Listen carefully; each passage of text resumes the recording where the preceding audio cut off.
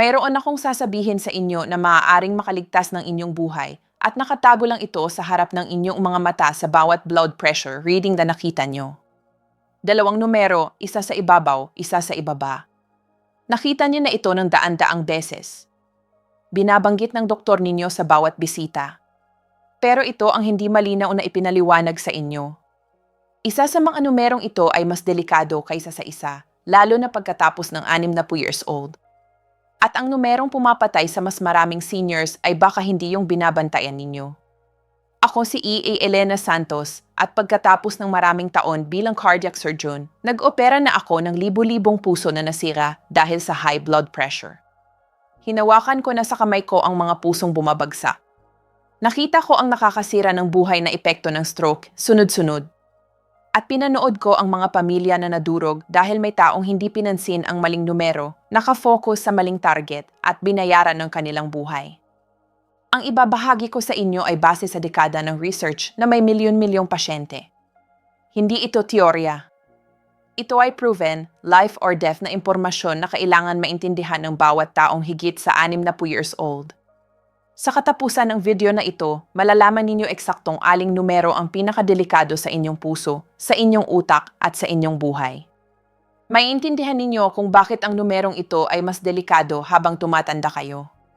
At ang pinakaimportante, malalaman ninyo kung ano ang gagawin ninyo tungkol dito simula ngayon.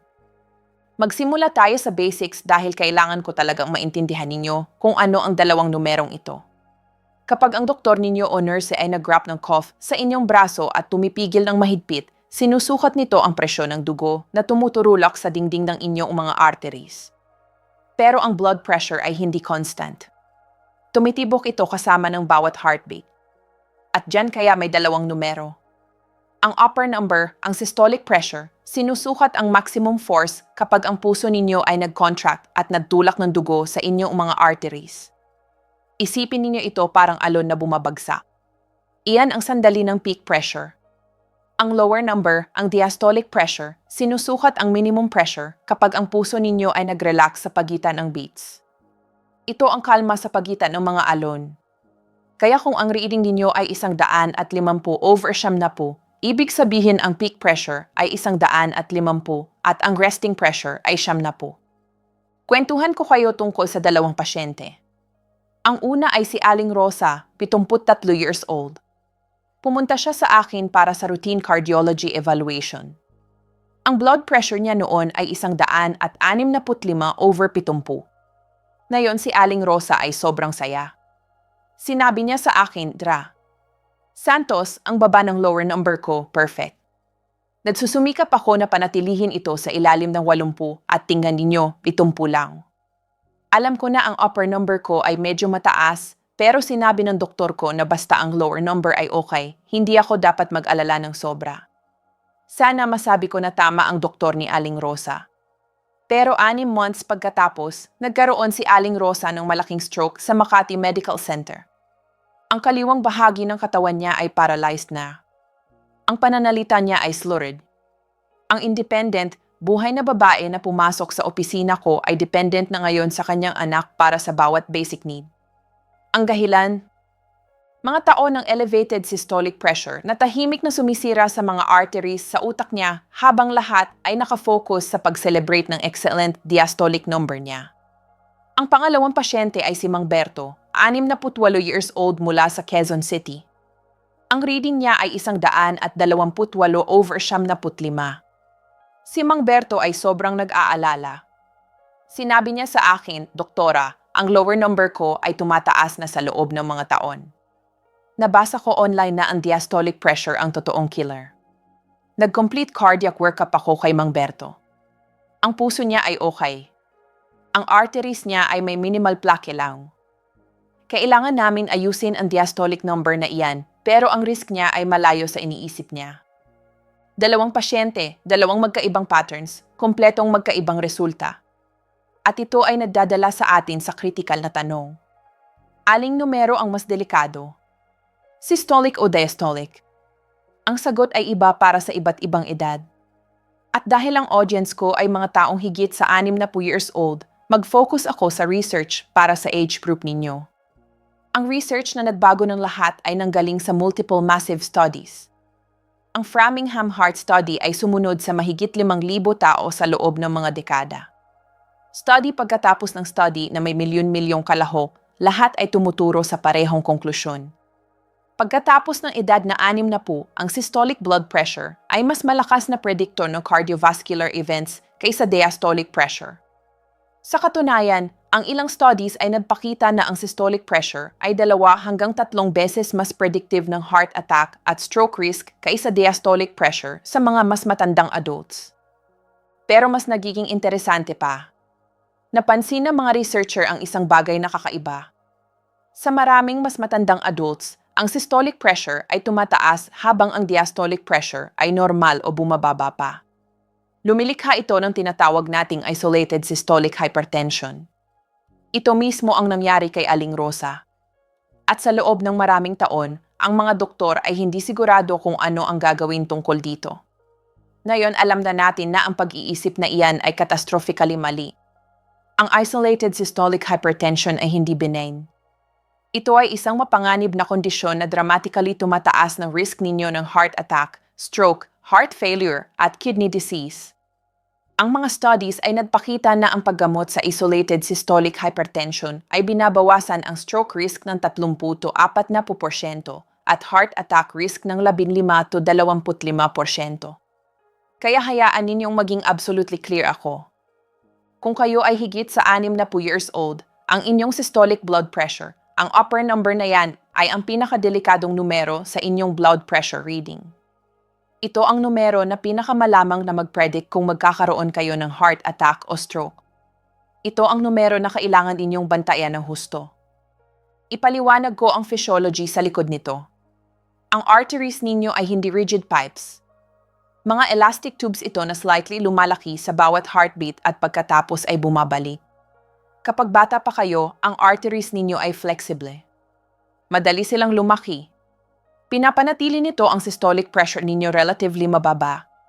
Pero habang tumatanda kayo, ang arteries ninyo ay nagiging stiff. Ang elastic fiber sa artery walls ay nasisira. Ang calcium ay maaaring mag-deposit sa walls. Ang arteries ninyo ay nagiging less like rubber bands at more like rigid tubes. Ngayon, kapag ang puso ninyo ay nag-contract at nagpadala ng wave ng dugo sa stiff arteries, ang arteries na iyan ay hindi maka-expand at maka-absorb ng pressure. Ang systolic pressure ay tumaas ng mataas. Ito ang dahilan kung bakit ang isolated systolic hypertension ay sobrang common sa mga taong higit sa 60 years old.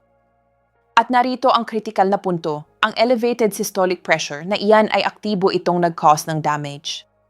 Sa bawat pagkakataon na ang systolic pressure ninyo ay tumaas, hinihampas nito ang organs ninyo.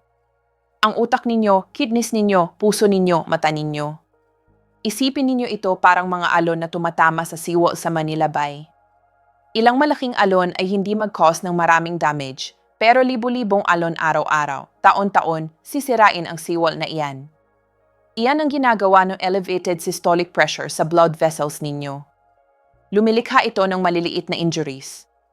Ang utak ay partikular na vulnerable. Ang maliliit na blood vessels na nagpapakain sa brain tissue ninyo ay hindi kayang hawakan ang chronic high pressure. Bumubuo sila ng microaneurysms, maliliit na weak spots na maaaring sumabog na mag-cause ng hemorrhagic stroke o nagiging narrow at blocked na mag-cause ng ischemic stroke. At kahit hindi kayo magkaroon ng major stroke, ang chronic high systolic pressure ay nag-cause ng libu-libong maliliit na silent strokes. Sa paglipas ng panahon, humahantong ito sa vascular dementia, memory loss, confusion. Maraming kaso ng tinatawag nating Alzheimer's disease ay actually vascular dementia mula sa mga taon ng uncontrolled systolic hypertension. Ibahagi ko kung ano ang sinasabi ng current guidelines. Ang American College of Cardiology at American Heart Association ay nag-update ng kanilang guidelines. Binaba nila ang definition ng hypertension sa 130/80.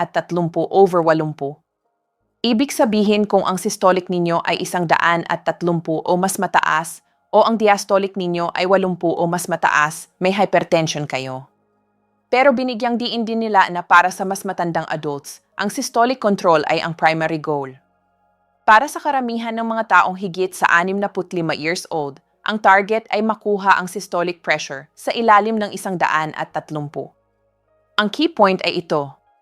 Kung ang systolic pressure ninyo ay higit sa 130, kailangan ninyong kumilos. Kailangan ninyong makipagtrabaho sa doktor ninyo para ibaba ito. At kung ang doktor ninyo ay hindi pinapansin ang elevated systolic pressure dahil ang diastolic ninyo ay normal, kailangan ninyong mag-usap ng seryoso. Ngayon, paano ninyo ibababa ang systolic number na iyan? Ang sagot ay nagsasangkot ng lifestyle changes at kadalasang medication. Una, sodium restriction. Ito ay malaki para sa blood pressure control, lalo na systolic pressure. Karamihan ng mga Pilipino ay kumakain ng mahigit 3,400 ik ng sodium araw-araw.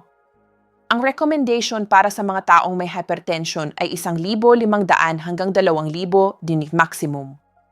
Ang pagbawas ng sodium ay maaaring magpababa ng systolic pressure ng 5 to 0 points. Iwasan ang processed foods. Huwag magdagdag ng asin sa mesa. Basahin ang labels. Pangalawa, pagbaba ng timbang kung overweight kayo. Para sa bawat kilo na nawawala ninyo, maaari ninyong asahan na ang systolic pressure ay babagsak ng 1 point. Pangatlo, regular aerobic exercise. Paglalakad sa Luneta Park, swimming, cycling, kahit ano na nagpapataas ng heart rate ninyo moderately ng 30 minutes karamihan ng mga araw ng linggo. Pang-apat, limitahan ang alcohol. Kung umiinom kayo, panatilihing moderate. Ang 5, stress management. Meditation, yoga, malalim na breathing exercises, gawin ito araw-araw. Pero narito ang katotohanan. Para sa karamihan ng mga taong higit sa 60 years old na may systolic pressures na higit sa 140 o 150, ang lifestyle changes alone ay hindi sapat. Ang medication ay halos palaging kailangan. At kailangan kong maging napaka-clear. Ang blood pressure medication ay hindi failure. Para sa mas matandang adults na may stiff arteries at elevated systolic pressure, ang medication ay kadalasang life-saving. May maraming klase ng blood pressure medications. Diuretics, YES inhibitors, ARBs, calcium channel blockers, beta blockers. Maraming tao ay nangangailangan ng 2 o 3 medications para adequately kontrolin ang systolic pressure. Ito ay normal. Pipiliin ng doktor ninyo ang medications base sa inyong iba pang medical conditions. Ang importante ay ang paghanap ng tamang combination na kinokontrol ang systolic pressure ninyo nang walang intolerable side effects. At narito ang isang bagay na kritikal. Kapag nagsimula kayong uminom ng medication, kailangan ninyong mag-monitor sa bahay. Bumili ng good quality home blood pressure monitor. I-check ang pressure ninyo sa umaga at gabi para sa unang linggo ng kahit anong bagong medication. Kapag stable na kayo, ay check ito kahit weekly. Mag-keep ng log, dalhin ito sa appointments ninyo. Ang home monitoring ay nagbibigay sa doktor ninyo ng real data para ma-optimize ang treatment ninyo. Maraming tao ay naniniwala na ang blood pressure ay naturally tumataas sa edad at hindi natin dapat labanan ito. Ito ay largely false. Ang HIVET trial ay specifically nag-study ng mga taong higit sa 80 years old na may hypertension. Nahanap nila na ang treatment ay nabawasan ang stroke ng 30% at death from any cause ng 21%. Ang paggamot ng blood pressure sa mas matandang adults ay hindi sumasakit sa kanila, protecting sila ito. Kaya narito eksaktong kung ano ang kailangan ninyong gawin. Una, alamin ang inyong mga numero. Kailan huling beses na nag-check kayo ng blood pressure? Kung higit na 1 buwan, magpa-check na yung linggo. Kung wala kayong home monitor, bumili ng isa. Pangalawa, bigyang pansin ang systolic number ninyo specifically. Kung ito ay higit sa 130, lalo na kung higit sa 140, kailangan ninyong makipag-usap sa doktor ninyo tungkol sa treatment.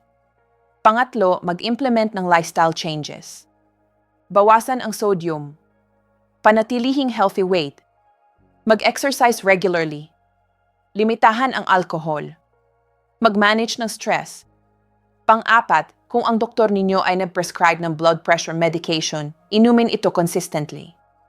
Mag-set ng alarms. Gumamit ng pill organizer. Ang consistency ay everything.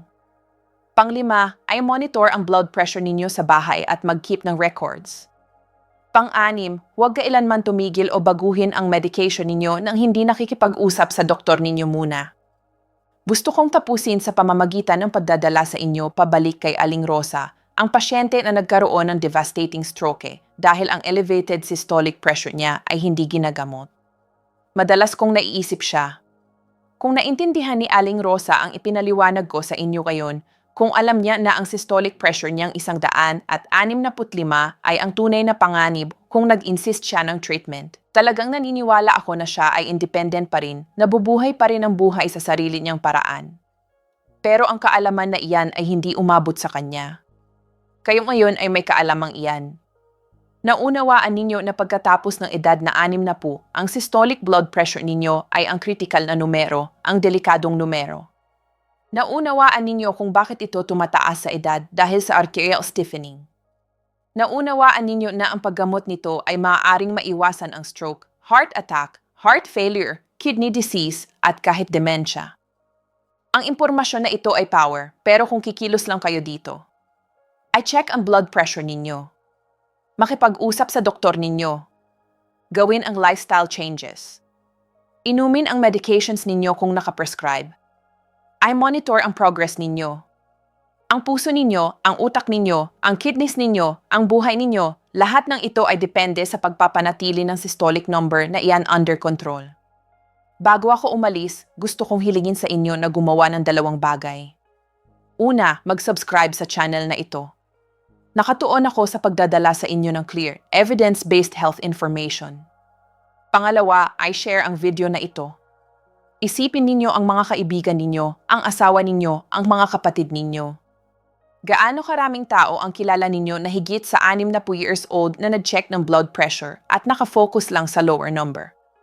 Ang pag-share ng video na ito ay maaaring literally makapag-save ng buhay ng iba. At mag-iwan ng comment. Sabihin sa akin ang blood pressure story ninyo. Binabasa ko ang bawat comment. Ang puso ninyo ay tumitibok ng tapat sa loob ng mahigit 60 taon. Bawat beat, bilyon-bilyong beses. Karapat-dapat ito sa atensyon at pag-aalaga ninyo. Ang pagkontrol ng systolic blood pressure ninyo ay isa sa pinaka-importante na bagay na maaari ninyong gawin para protektahan ito. Huwag hayaang linlangin kayo ng upper number na iyan sa pag-iisip na okay lang ang lahat kapag ito ay elevated. Ito ang dapat bantayan. Ito ang delikado. At ngayon alam na ninyo. Maraming salamat sa panonood. Ingat po kayo palagi.